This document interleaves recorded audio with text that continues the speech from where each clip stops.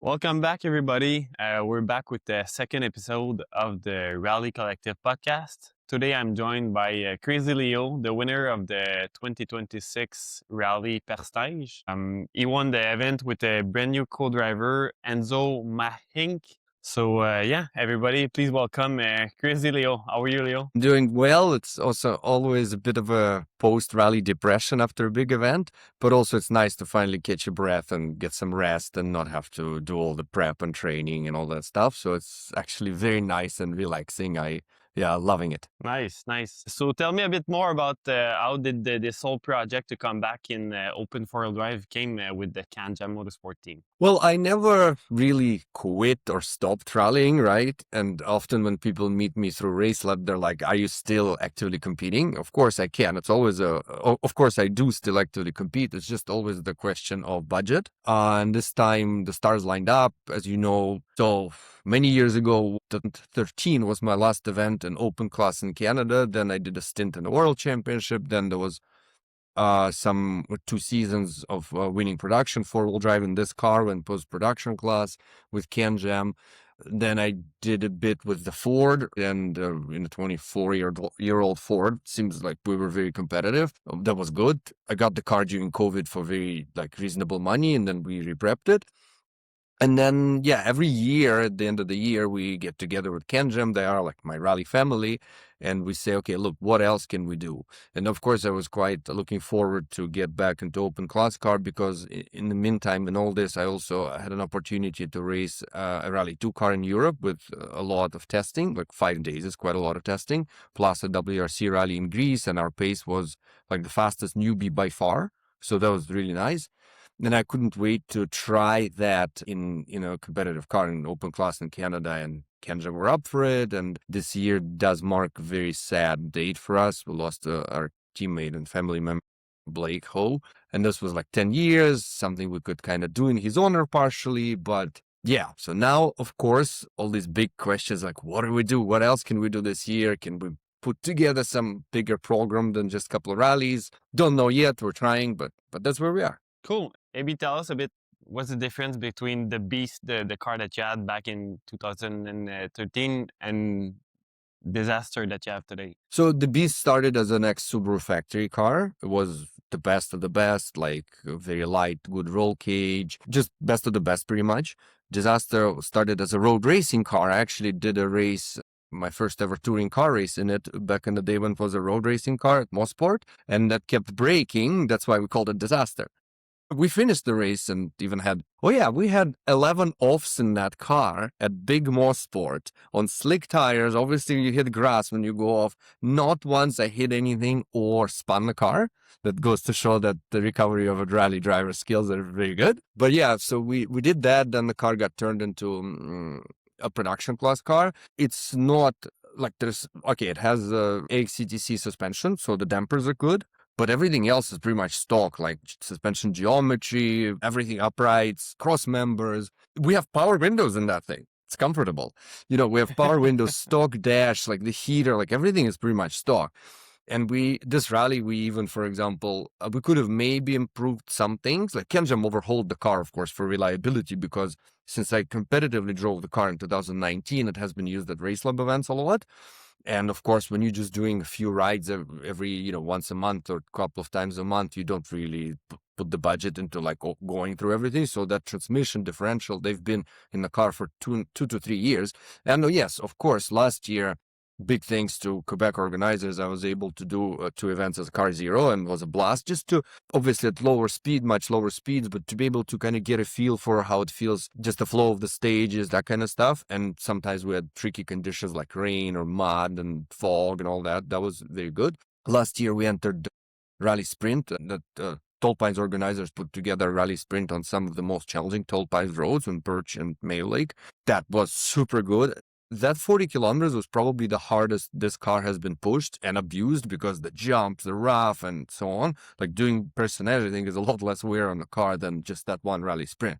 Won every stage there. was good. And yeah, so like to answer back to your question, what the car is pretty much a stock STI with a relatively heavy roll cage, no weight savings. Yeah. Oh, yeah, and we went, for example, but it's set up amazingly. Like I feel that car so well. For example, we're using old ancient group band brakes, like two pot, 4 pot, and that was a question if they're gonna last. And actually on second pass of Tor 2, when I had to use certain different technique of left foot braking, same as Oliver Solberg was talking about in Monte Carlo, actually. It's interesting because I kind of got this from Antoine Lestage. Thank you, sir, many years ago. And, it's that technique. And first time the brakes kind of started getting spongy and a little bit overheated. But we didn't change the brake setup because the car handles so good. It's exactly where I want it to be. And as we know in racing, and especially in rally racing, the driver's confidence is much more important than power or a little bit better equipment. So, Cool.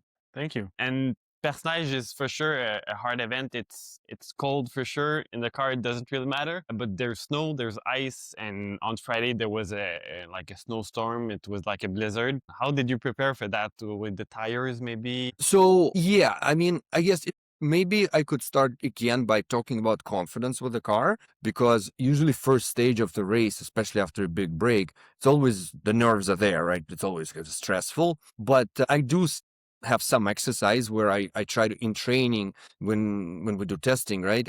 I try to sometimes, for example, kind of not nothing spectacular, but often the roads very often are built ground. So in the left-hand side corner, if you stay all the way on the right, the car is on an off-camber side and it's quite difficult to handle. So I would put disaster through all kinds of crazy things like that and make sure that I can handle it in any kind of the weird situation. If you miss the apex, the line, the turn in.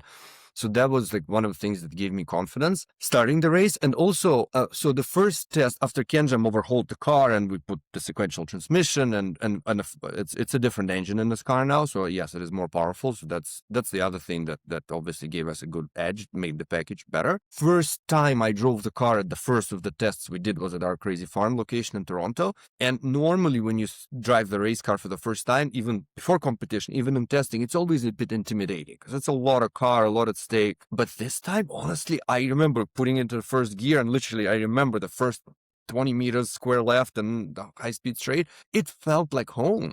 That's what gave us the pace. It felt like home because I drove that car at Racelab events for hundreds, if not thousands of, probably thousands of laps by now. We did other tricks. For example, there was a debate about making the car a little bit louder, so it's kind of nicer for the fans and maybe get a little more power.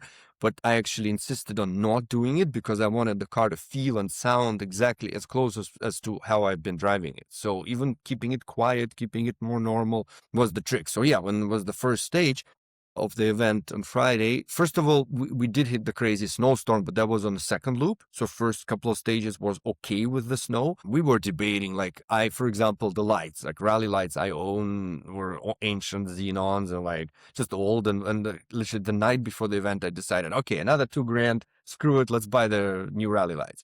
And then we show up and everybody has even much more expensive laser lights. We have something else a little bit cheaper.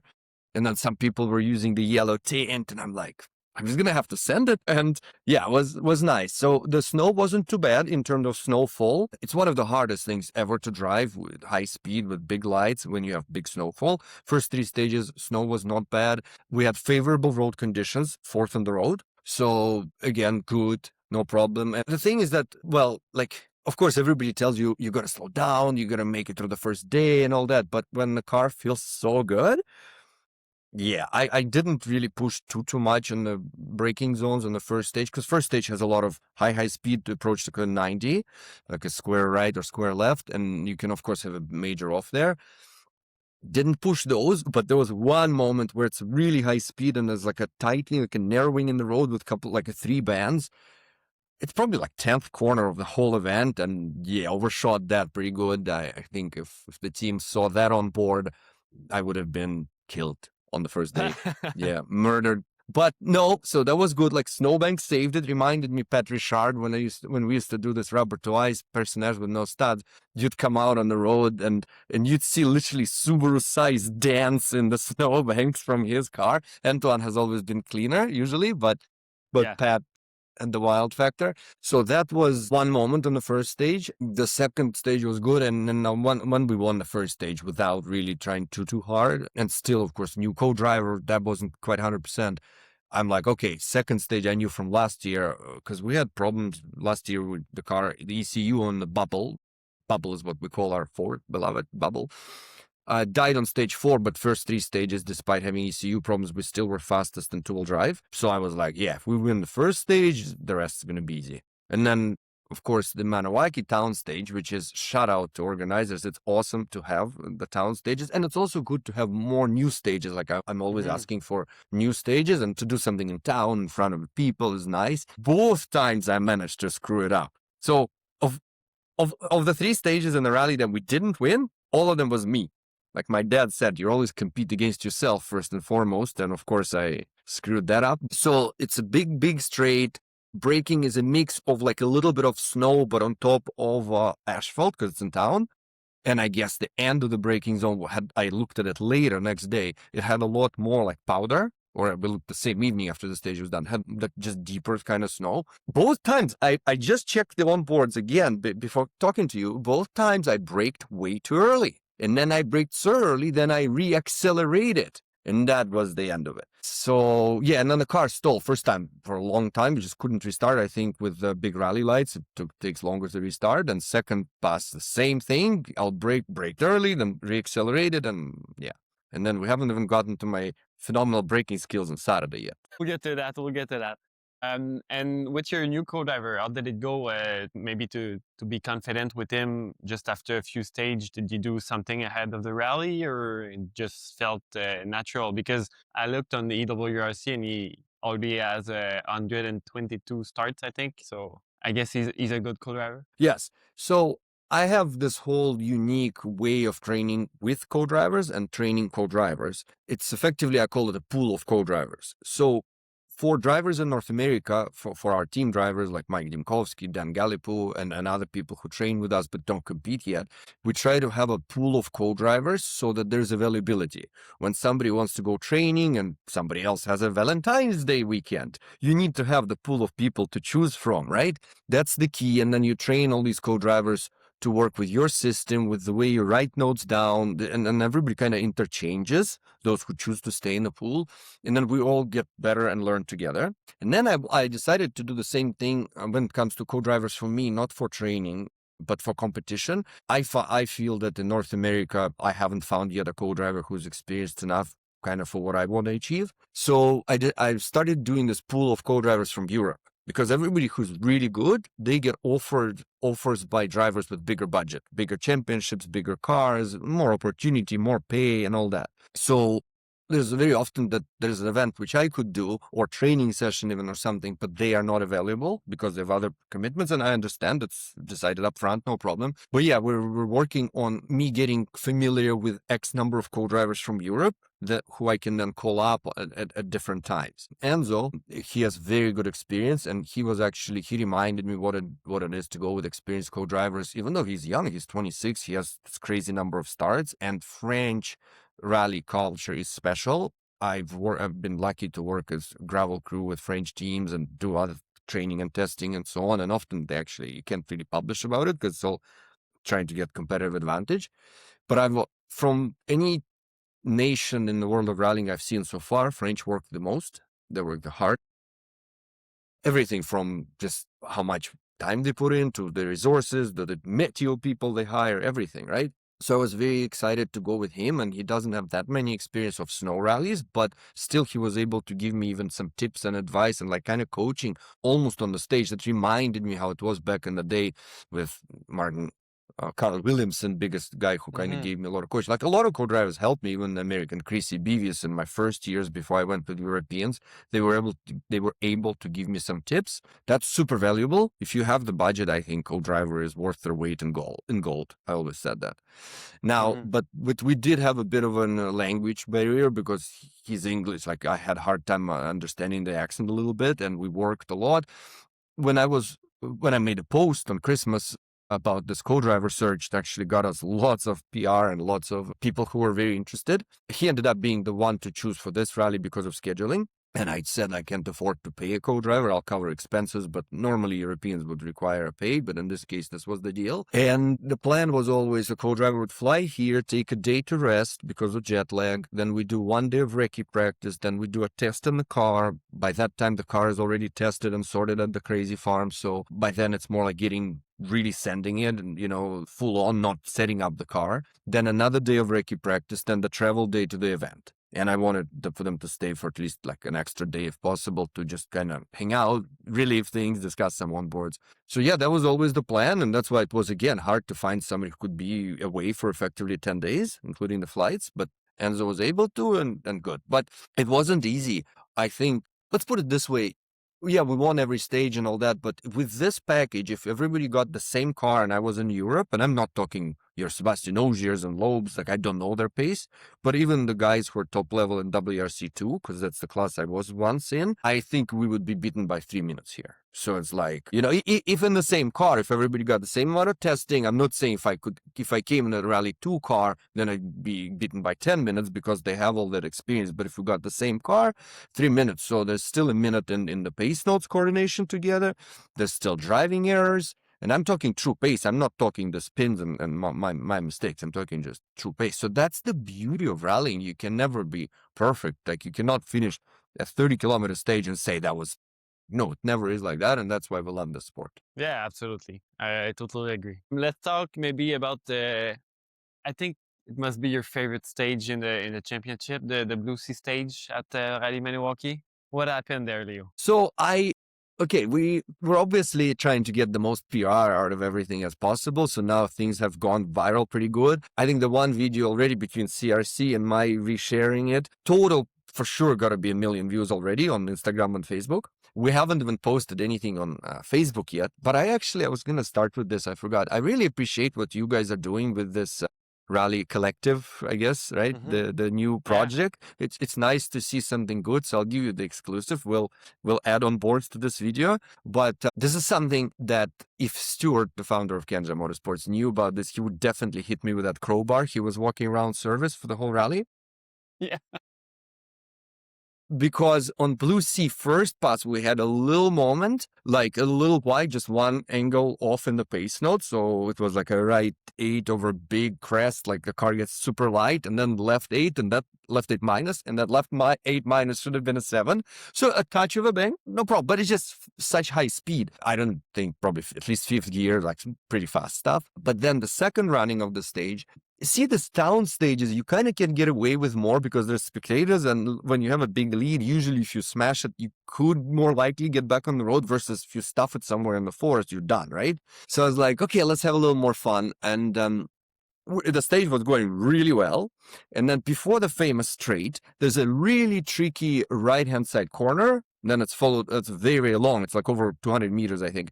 Then there's a easy left-hander and then the straight. I managed to lose it in this long right-hand side corner. And we spun. And we had a 360. And before you watch it, watch on the onboard how I'm also downshifting. So I turn the corner, it's like tightens, opens. And the co-driver goes, he felt that it's going to go around. And as it's starting to go around, just from experience, I knew that's not going to be major because just like a spin. And I was downshifting through the gears as it was spinning. We did a 360, ended up pointing the right way, and boom, went right away. We didn't even come to a full stop. Yeah. Wow. Yeah. That's impressive. So, and then there's the straight. Okay. So first he tells me, the co-driver, he goes, collect yourself, which is right, because obviously you're a bit discombobulated after a spin. And I was like, yeah, all good, no problem, we know the rest. I, of course, first passed through the big straight, I braked too early, and I was like, oh, come on, that's embarrassing. And then, so first thing on the straight, as we're accelerating, he says something like, keep calm. And then he says, the braking might be icy. And I thought to myself, how do you know? So this time I didn't brake too early. Here's the sequence of events. I braked too late, pressed the brake. It like, nope, not happening. And then I figured that I don't think we're making the corner. So then I was actually a bit scared. Gets fast into a T-junction. And then I knew that, of course, the rule of rally is if you stuff it, stuff the back. So I turned the wheel, the brake, even came off the brakes attached to make sure the car rotates. And if you look at the video closely from the outside, it just finished the rotating just in time to hit the rear Perfectly. thing. So yeah, I guess I was concentrated. I just can't brake. I mean, hey, I'm gonna call my coaches in Europe and say, guys, like I can drive still, but I definitely can't deal with big braking zones. So yeah, and then it felt like they said 6G impact, didn't feel that at all, but it felt like it's probably cosmetical. And I saw some comments that people thought there might be more damage. It was purely cosmetical, like not a single wheel was touched, like the Yeah. parts of the car that got hit was just the trunk. So yeah, Kenzen fixed it easily, and we were able to ratchet strap the trunk. So if I had to go into the trunk later to get a shovel or a spare tire, we would still be able to do it. So no problem, good fun. So then what happened after the trunk was in the stages, I guess? Same thing for the wing. You went back to service, and was there snow coming in the car or something? I think there was one stage, Marianne. There was one more short stage after, and then service. The trunk stayed on the car. It was like smashed closed. The wing fell off, no big deal. We still won the next stage, which is very high speed, even without the wing. So who needs wings? Yeah. Yeah, and then they fixed it pretty easy. Got a wing from one of my friends' cars, and they were like, maybe we should punish you by not giving you a wing, give you a trunk, but without the wing. But no, they gave me the wing. Everything was good. Won every stage after, I guess. It was good. Perfect. So yeah, after that, you just managed to finish the event without any big incident, I guess. Well, I didn't see all the inboards, but everything went well. So Yeah, everything went well. The exciting part was when we started the first loop of the forest stages. Now I had the disadvantage in road position, which I completely don't mind. It's fun. It's cool. I had advantage on day one, had disadvantage on day two. No problem, right? But you have to drive accordingly. You have to really drive differently. So we had powder, like snow. Studs were completely not working because they're just not touching the hard pack stuff. And the only tracks on the road were from, I guess, course cars and like volunteers sitting up. So it's completely normal, two tracks down the middle on a narrow forest road. So every time you're going for the apex, turn and exit, you're in the loose snow, which was reminded me very clearly how it was to race this rally before they allowed stunts. So it's completely normal. Just gotta back off, and had a couple of moments, couple of like nothing major, but one near spin, also a slight pace note issue, and on the slippery stuff. Yeah, was surprised, still won the stage by 20 seconds. And then the second stage of the forest loop, the first like half, was also same story. Maybe a little less deep snow, but same story, powder. But the second half, we knew it's plowed, and that's where I had more advantage. So that we kind of pushed in the second half a lot more. But it's such a high speed stage. It's like you always want to just double check the notes a little bit on the first pass, because the cost of the mistake there, you don't just spin. There you like ride the car off for sure in that second section of Kayaman stage. Yeah, went well. I think won by 40 seconds. And then there was nearly my favorite stage called La Calage. It used to be part of the famous Kirigan Zibi. It's like last only 8 or 9K, but it's all downhill and really exciting stage. And last year when we entered in the Ford was nearly identical to this year, so that was also why it was easier to prepare with pace notes. They're all like perfect. But so that time I was looking forward to driving the stage in the Ford because low power car and it's mostly downhill and wide, so there's lots of choice of line. And this year I thought we had a good time, but the time wasn't as good. Like you just guess the gaps, and it wasn't as good. So I guess maybe I'm doing something slightly wrong on that stage. Again, with Enzo, it's co-driver help. We analyzed and maybe overdriving a little bit, like just exiting a little too wide at times. I had a better run on it the second pass, but then the second pass it got dark, and we know that usually it's harder, like to keep up in the dark. Like I love driving in the dark, but I know from experience I'm also a little slower in the dark than myself in the daylight, about half a second decay. But from experience, I know that usually the gaps get a little bigger. So yeah, I mean, exciting, analyzing, and yeah. I guess this is where I should mention the fact that we get to drive with these studs. They're like street studs, effectively. It's such a blessing in disguise. It is. Rubber to ice, like sometimes still some winter rallies, like when Tall Pines is winter, we have to run rubber to ice, so it's still a necessary skill. But I remember hard stopping moments here at Perce-Neige when the braking zones used to be so polished, and like you just touch the brake and nothing. The whole thing just goes quiet and it's terrifying. So these studs, they're affordable. They don't damage the roads. They don't polish the roads as much. So, like you also don't get such polish. Besides having better tire, the roads doesn't get that as polished. And it really still is an equalizer because, when you have low grip, it's more down to the driver versus the car and power. But it's an equalizer with enough grip to actually have a blast. I absolutely love it. I was analyzing the roads and stuff, and this is like Rally Finland for us, but in an affordable way, because you can beat the cheap front-wheel drive car or not so competitive open class car or four-wheel drive, and you can just have an amazing time. So like Rally of the Tall Pines is because of the jumpiness and the nature of crests, we say, and the weather being unpredictable, we say it's like a Canadian Rally Monte Carlo, because you never know whether you're going to need gravel tires, mud tires, snow, ice,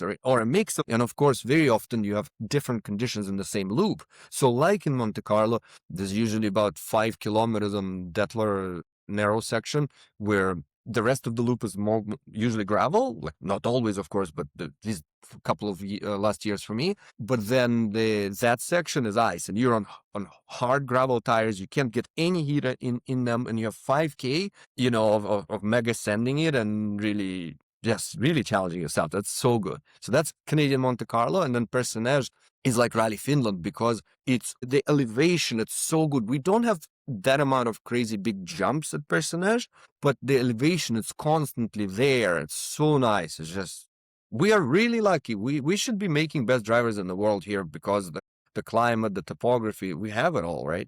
So yeah, let's just tell everybody to go rally. Yeah, absolutely.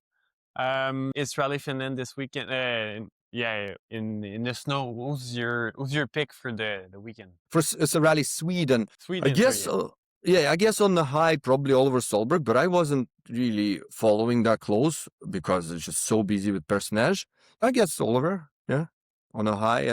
But speaking of, this takes me back to the strategy. You realize how often these world guys go off. Like he had a complete off in Monte Carlo, won the rally, and then nobody talks about it. Now he had an off already on the first day in Sweden. Right? Kind of again, not that nobody talks about, but at that level, you will have moments. It's just if you back off to be safe, you will not be competitive.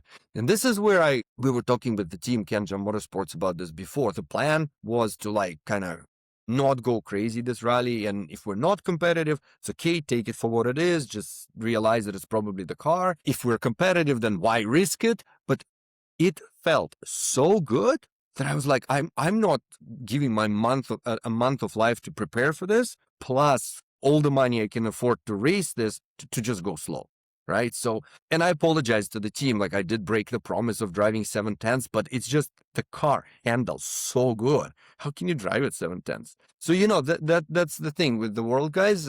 They always go off and break things and so on. You just have to, if you want to be competitive, you got to push yourself like that. Yeah, absolutely. And yeah, in between the event, after the events, do you do something maybe with your co-driving, just co-driver watching the inboards and stuff like that, just to prepare maybe for next year or for a future event? Yeah, so I always love to do post-recce. I remember the big parties at Tall Pines. Everybody would always be like, let's go out, have drinks and have fun. And I would always kind of cut it short because I believe in post-recce, when you drive the stages after the event very slowly, actually stopping and analyzing. Like I kind of stopped doing it now because the events are the same mostly and I know the roads really well. But to see back in the day, preferably with your co-driver, to relive the moments, to discuss things, to see the surface, like, oh my God, it actually got so much rougher. Maybe that's why the car didn't handle on second pass, for example, etc. So there's that. Now it's mostly done through video work. And yeah, there is always analysis with the coach. There's always analysis with the team. One of my favorite moments is when we put the onboards on the big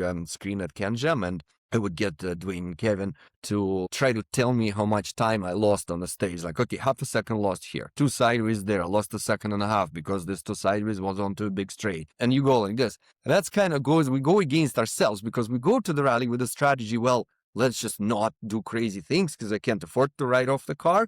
But then, why are you so slow here? Why are you so slow there? So it's like, because it's always the compromise between the business side of it, where you have to be reasonable and, drive for sponsors and drive for result. etc., versus the true racer who just wants to send it. Some of the most experienced rally drivers I've ever talked to tell me that the most fun they had was back in like early days of their career when there was like a cheap car, no commitments to sponsors, just sending it, as opposed to, okay, I have a factory support now, I can't screw up. Cool. Any plan for the rest of the season? Open your four-wheel drive or with bubble in two-wheel drive, maybe? So we definitely want to get the bubble going again because we bought new suspension for it, new engine, new transmission, and we want to get it going. And I hope that one of our Racelab drivers would finally rent it. It's been used at Racelab dirt tracks and rallycross type events before, but for a first stage rally, we never had anybody rent a car yet. So that's for that car. For me, I mean, with a very good result at Perce-Neige, and obviously we know we're competitive, we'll see. Kind of thank God for this big break. For me, honestly, I still spend everything I have on rallying. So it really depends on how much sales Racelab gets, because sometimes we have really good months, and sometimes it's seasonal a little bit. Like we're open 24 like all year long, but sometimes when people buy Christmas gifts, it's really good month. And when we found that like November is really bad, maybe it's because I always prepare for Pines and I don't work hard during that month. But so it honestly depends on that. I'll try my best to do stuff if we can afford it. There's always, of course, an option of rallying on a line of credit, which has been done before, not once. So we'll see, but we gotta let's calm down, relax. I'm gonna get back to Toronto in a few days, talk to the Kanjam boys, see what they say. I think for me, we're gonna try to go on in a Subaru, and maybe now that we know we have really good pace, we just won't upgrade the car at all. Like we won't even do anything to make it lighter, because like literally power windows is pretty crazy, right? Except like compared to plastic Lexane. But maybe we even save that money and just go and send it and full send and see what pole I'm gonna hit next. Love to hear that. That's the crazy Leo of the good old days. Maybe just to end, talk to us a bit more about Racelab. What do you guys offer there? You talked a bit about it, but So yeah, I mean, it's anybody can go on our website and read like the packages, what we do, but it's driver training for regular people. We have kids driving with us starting from age of 7 because it's on private property. We remove airbags, and kids as young as we put pillows, they can barely reach pedals, but we have that. We have training for PTSD. We obviously have for over 10 years worked with law enforcement, military, all that stuff. But also we train motorsport people who want to get into more racing, to drivers currently in CRCR training with us, and co-drivers. It's just really everything that people need in terms of driving, we do it. And I think that biggest reason for my pace is a constant seat time, because I think you can't substitute that. In Europe, no respectful driver would ever go into a race without testing, like good, at least like 2-day test, right? Here, people don't test pretty much. But at Racelab, we have the opportunity, so we have access to some private roads. Yes, they're far and inconvenient and all that, but still, and then we have access to these dirt tracks where that we can go to any day almost. So it's that constant seat time. And I can't afford to run a race car there all the time. No, I'm driving usually like 20-year-old Subarus with 150 horsepower, and we're switching tires to try things. We're trying gravel tires on snow and all these kind of things. But that keeps me sharp. It keeps the seat time. It's like when Jenson Button, many years ago, F1 champion, was talking about Fernando Alonso. Like the guy drives even off season. He drives all the time, some rally stuff, some all kinds of vehicles. So, and I obviously, when I do coaching, I go in people's cars. I'm a believer that an instructor has to drive. I've worked with some very, very good experienced coaches and instructors in my life, but because of the cost of a rally car in Europe, they wouldn't drive. I can't really. It's not as good as if the instructor can jump in and show things, because he cannot explain certain things. You gotta show them. So same thing. I get paid for driving other people's cars fast. Just a lap or two. We do some internal competition as well. Like we have a leaderboard where people can race against themselves or race and compare their times to the instructors in different conditions. Yeah, that's what we do. awesome. Perfect. And maybe to end the podcast, we had your wing back at service. You signed it and everything. And then at the podium, it was so cold that pretty much everybody left. So I guess we're going to have to do a contest about that, maybe at a future event or something. Yes, definitely. Let's do a or maybe over social media or at the future Yeah. event. that I'm racing. It'd be so nice to do Bay. But speaking of, tell us please in the comments. I'm genuinely curious. Was this the coldest end of Perce-Neige ever? Because I can't remember it being colder. It felt so terribly cold. Yeah. So tell us. I think it was the coldest for sure in the last 20 years. Yeah, I think it was one of the coldest for sure. I had the heated glove, the socks heated also, and the coat. But despite all of that, I was close to the fire because it was so cold. Yeah. Anyway, thank you to all the fans that came out to the event, all the media, all the teams for sure, the volunteers, and all the partners at the event. Thank you, Leo, today for talking with us, and we'll have to talk back maybe after a future event. Thank you. You reminded me a question to you, Yeah. professional question. How was the fans numbers this year at Perce-Neige compared to previous years? The reason I'm asking is we know that last year, so 2025 Tall Pines had a lot more fans, and that's, I think, due to the club that runs Tall Pines Maple Leaf Rally Club, their social media efforts. Also, Andrew Miller, former competitor and a very prominent person in the sport, he's done some things to like help, and I know for a fact they were turning around spectators on some spectator areas, which is great to see. So how was Perce-Neige this year? Because we feel that maybe a little bit more hype, at least in social media we got, but is it just like I'm seeing it wrong, or how are the numbers? No, I think you have a good point there.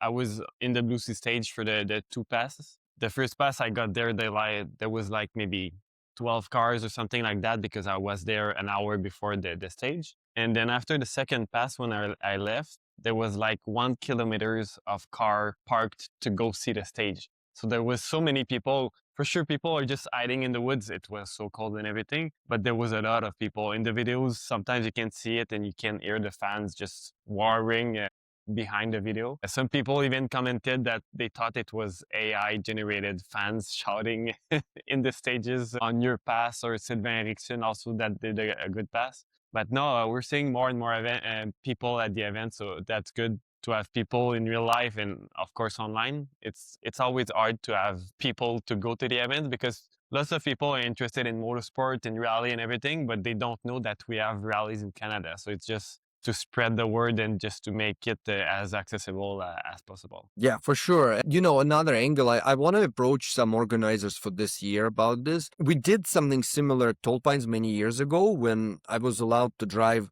like a regular Subaru with random fans who won contests and stuff. And we drove between car 000 and 000. So it showed the fans like a view of the stages from inside, which is amazing. That had to be done under speed limits because it's still technically like an open road and everything, but it was still amazing. And we have some ideas of something like this to try to do it a little bit for commercial as well, so make a little bit of money, right? We all got bills to pay, but also do it for volunteers and so on. So that's why I was excited about your podcast. Let's keep trying new things, keep doing things. And yeah, this sport is way too amazing to be not known or to decline. So let's continue working hard. Perfect. So on that note, thank you everybody for listening. If you have any comments or anything, follow for sure Leo on his social, Facebook, Instagram, and YouTube. And same for us. If you have anything, anybody that you want to have on the podcast next, let us know.